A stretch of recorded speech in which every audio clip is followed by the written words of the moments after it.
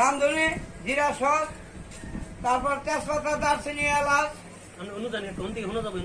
সবকিছু দিয়ে মিক্সার করা আছে মশলা। ভাল লাগে তাই খায়। আমরা এই যে চানাচুর বেচতে শুনছি এটা কতদিন যাবত? এটা আমি 2 মাস যাবত আরম্ভ করছি, তাতে আমার মোটামুটি ভালো এটা চলছে।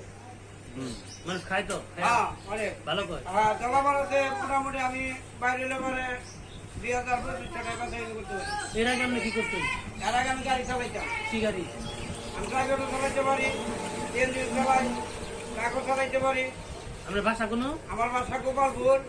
আমি টাঙ্গাইলের বাস্তুত মিনিবাগ শ্রমিক ইউনিয়নের সদস্য। আমি শ্রমিক, আমার হলুদ কার্ড আছে। দাদা আপনার আমি চানাচুর আপনি যে বানায়া আপনি 10 টাকার চানাচুর বানান, আরো 10 টাকার চানাচুর বানান। সেটা দিয়ে আমি বর্তমান আমার এটা আমার ভালো লাগছে, এটার মধ্যে আমি আছি।